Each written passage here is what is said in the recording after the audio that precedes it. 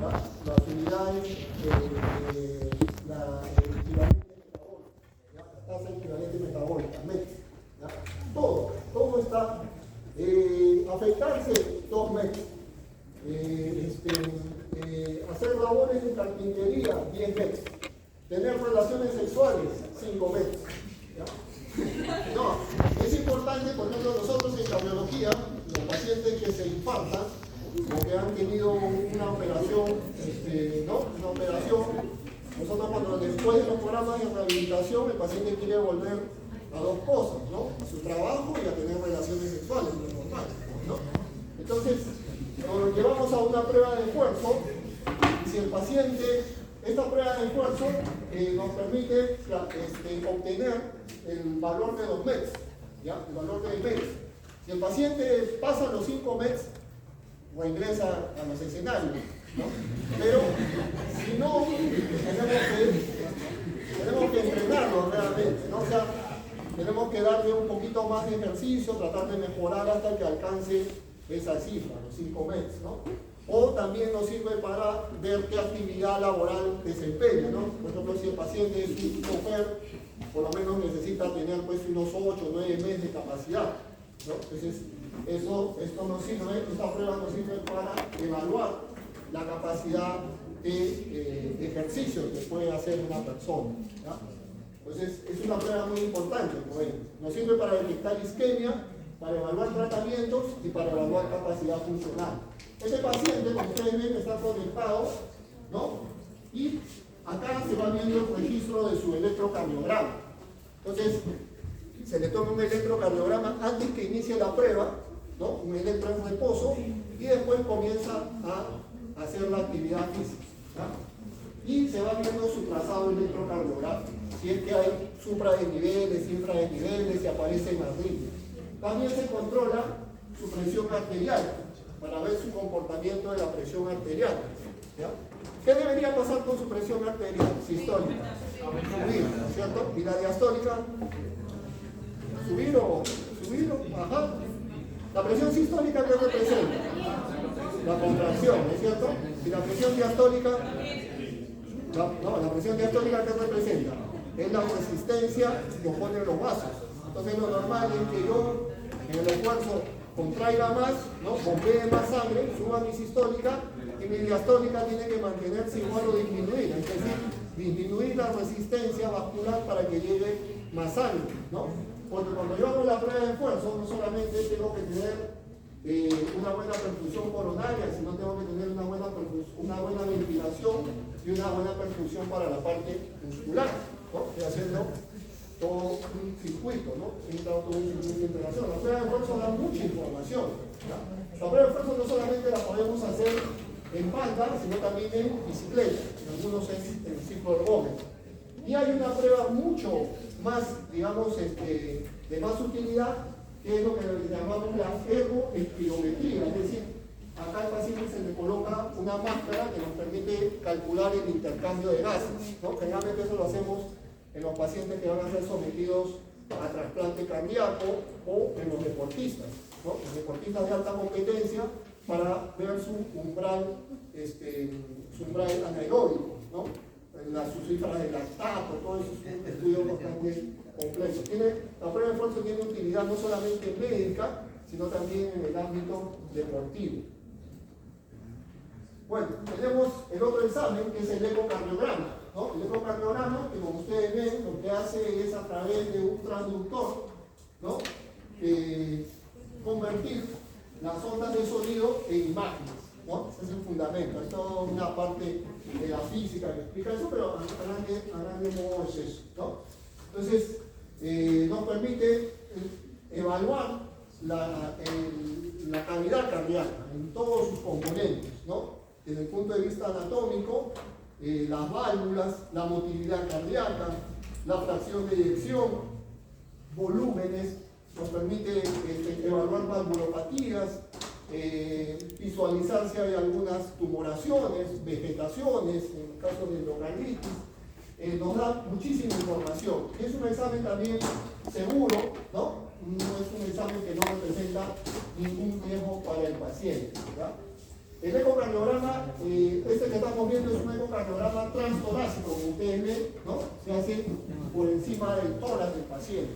Pero también hay otra variedad que es el ecocardiograma transesofágico, que se hace con una sonda, como si fuera una endoscopía, igual, ¿ya? Se hace pasar al paciente, se hace tragar una sonda al paciente y en la punta de la sonda está una cámara, ¿ya? Y eso nos permite visualizar la parte posterior del corazón, porque la parte anterior la podemos evaluar con esto, pero la parte posterior no es muchas veces accesible por el transtorácico. Entonces ingresamos con la sonda y fundamentalmente es para ver la aurícula, porque el corazón no está como ustedes ven en los libros parados, sino literalmente la aurícula queda más posterior, ¿ya? Y muchas veces, generalmente en los pacientes con fibrilación auricular, se pueden formar émbolos en la aurícula. Entonces la forma de visualizarlos no es con un transtorácico, sino con un transesofágico, que nos va a dar una mejor visualización, ¿ya? Como les dije, nos aporta mucha información. También hay otra modalidad dentro del ecocardiograma, que es el ecocardiograma con dobutamina, que lo usamos en aquellos pacientes que no pueden hacer la prueba de esfuerzo, en los que yo quiero detectar isquemia, ¿no? Si tengo un paciente con una limitación musculoesquelética o es un paciente amputado, no le voy a poder hacer una prueba de esfuerzo. Entonces lo llevo a un ecocardiograma, pero le paso una infusión de dobutamina. La dobutamina es un inotrópico, o sea, aumenta la contractilidad cardíaca, ¿no? Entonces se le va pasando dosis progresivas, ¿no? Según el cálculo en base según la edad, lo tengo que llevar hasta determinada frecuencia, ¿ya? Y voy viendo la motilidad cardíaca, cómo se mueven las paredes del corazón. Si una de las paredes del corazón no se mueve bien, ¿no?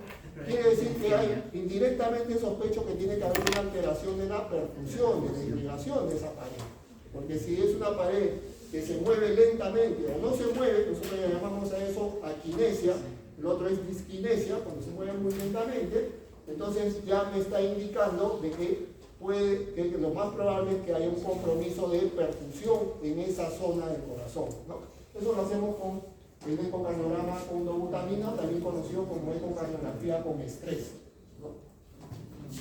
También en algunos casos hay pacientes a los que le hacemos la prueba de esfuerzo y lo valoramos con ecocardiograma. Es un ecocardiograma con esfuerzo físico, ¿no? También a veces se puede utilizar. Lo utilizamos muy poco porque preferimos hacer la prueba de esfuerzo directo, pero puede haber. Otro examen es la perfusión miocárdica. En la perfusión miocárdica, el paciente, lo que buscamos es detectar también zonas de isquemia, ¿ya? Normalmente, ¿qué hacemos? Al paciente se le inyecta un radiotrazador, generalmente que es talio, ¿ya? Si su músculo cardíaco está normal, el músculo va a captar al radiotrazador, lo va a absorber, ¿no? Entonces ustedes van a encontrar zonas completamente, digamos, normales, ¿no? Sin defectos. Pero si hay una zona que no capta al trazador, esa zona es una zona isquémica, ¿ya? Y entonces nos permite ir identificando, por ejemplo aquí, ¿no? Es redondito todo, aquí hay un defecto de perfusión, por aquí también, ¿no? Entonces van, digamos, captando, ¿no? Ahora, generalmente estas perfusiones miocárdicas, ustedes, pueden ser dos situaciones, que el paciente tenga isquemia o que tenga necrosis. ¿Cómo diferencia? Yo le pongo al paciente el reposo, el trazador y le tomo la imagen, ¿ya? Y después lo llevo al esfuerzo físico, ¿no? Lo llevan al esfuerzo físico y cuando llega a su determinada, nosotros ya tenemos tablas para llegar a determinada frecuencia, le inyecto el radiotrazador y también lo llevo a la cama y comparo. Si el paciente en el reposo, el radiotrazador capta totalmente, pero en el esfuerzo hay déficit de perfusión, ¿qué quiere decir? Que ese paciente tiene isquemia. Pero si yo a ese paciente le inyecté el trazador en reposo y encuentro defecto de perfusión y en el esfuerzo también tiene defecto de perfusión, ese tejido está destrozado, o sea, nunca captó el radiotransfer, ¿no? Entonces, me permite valorar isquemia o necrosis, ¿ya? Generalmente, la isquemia, cuando está en un porcentaje mayor a 10%, ya implica gravedad y ese paciente tiene que ir a otro tipo de intervención, de lo que nosotros ya llamamos el intervencionismo del que vamos a hablar. Entonces, la perfusión miocárdica es muy importante como un examen no invasivo que me va a permitir detectar isquemia en los pacientes o diferenciarlo de necrosis, ¿no? También nos sirve para ver si es que es conveniente hacer una terapia de reperfusión. Si el paciente me da isquemia, quiere decir que yo colocándole algún dispositivo, una prótesis intracoronaria o haciendo un bypass, lo voy a reperfundir. Pero si está necrosado, ya no hay posibilidad, nada, ¿no? Tejido muerto, tejido no viable. Luego tenemos la tomografía, que como os he dicho tiene muchísimas aplicaciones. La más importante es en el tema de cordicalcio, pero también nos sirve pues para los casos de así es, ¿no? Disecciones aórticas, dilatación de raíz aórtica. También nos puede ayudar en los casos de algún tipo de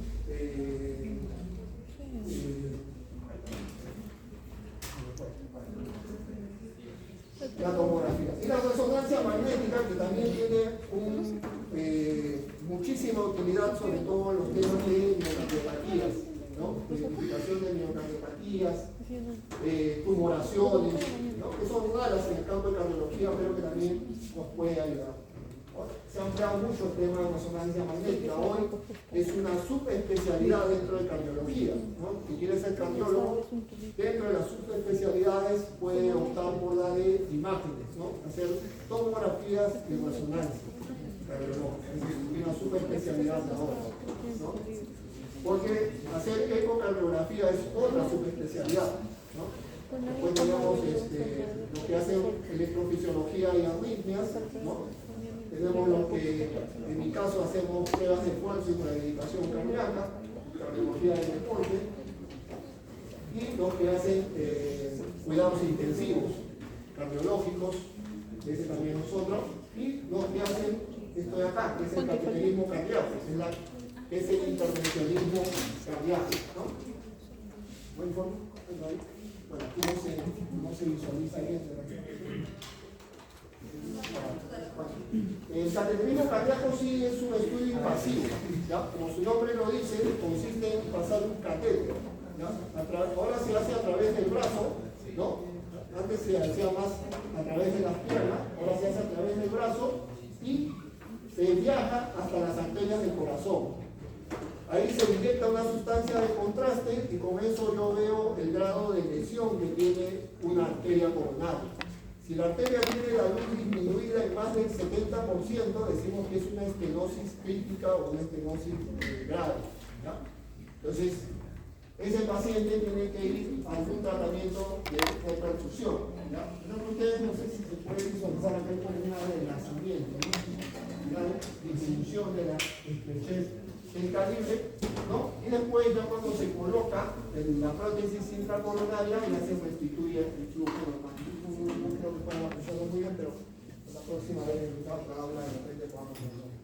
El cateterismo ya sí es un examen invasivo, es un examen que implica cierto riesgo, ¿ya? El paciente puede complicarse durante el procedimiento, hay una tasa de complicaciones, ahí se entra generalmente. ¿Ustedes han ido ya al hospital? Sí. ¿Ya han visto salas de cateterismo en de ustedes? Sí. ¿No? Bueno, ¿qué había en Menara? Sí han visto. En Menara, Nueva York, Samuel. Después, 2 de mayo, Hipólito Hernández, ¿sí? Son los que tienen sala de movimiento. Son los que tienen sala de movimiento.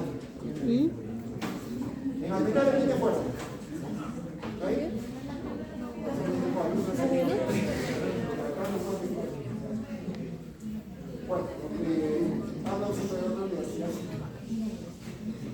Bien, entonces es el cateterismo cardíaco. Y lo más reciente que tenemos es el IBUS. El IBUS es el ultrasonido intravascular. ¿Ya? El ultrasonido intravascular, es decir, le hago la ecocardiografía dentro del vaso coronario. ¿Ya? O sea, es mucho más preciso que el cateterismo cardíaco en cuanto a la identificación de lesiones. ¿Ya? Porque me va a identificar el tipo de la consistencia, digamos, de la placa, ¿no? Al poderla visualizar. ¿Ya? Igual, en la punta del catéter hay una cámara, ¿no?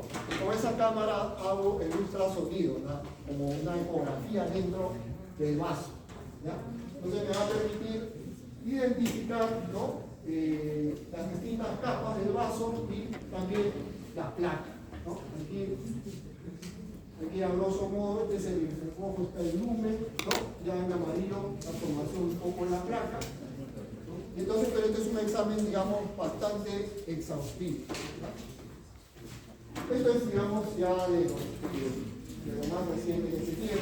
No se practica en todos los hospitales porque hay que tener un dispositivo especial. En los hospitales de la Seguridad Social sí lo tenemos felizmente,